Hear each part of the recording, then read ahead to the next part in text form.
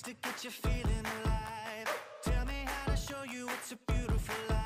guys, for today's video, siya na ako ipakita sa inyo nga fruits. Kaning mga fruits. So, rare fruit ni siya ha. Rare fruits in the Philippines. So, especially sa Luzon, wala kayo ani nga mga fruits. So, ang tawag nito sa Leyte is ilyam. Pero, sa Luzon is kampasyaw or lambunaw. So, maliliit siya. Pag hilaw pa siya, kulay green. Pero pag hinog na, ito, color yellow or orange na siya.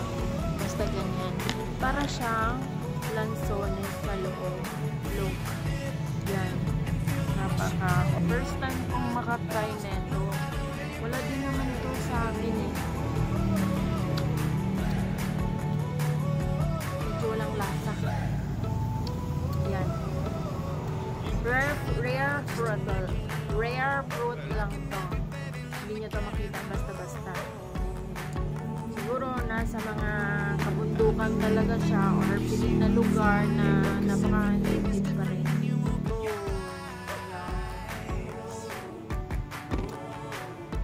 Ayan. Para talaga siyang lansones. Pero ito, lang. May pagka-asin-asin konti lang. Pero yung lasa niya, kalasa talaga siya ng lansones.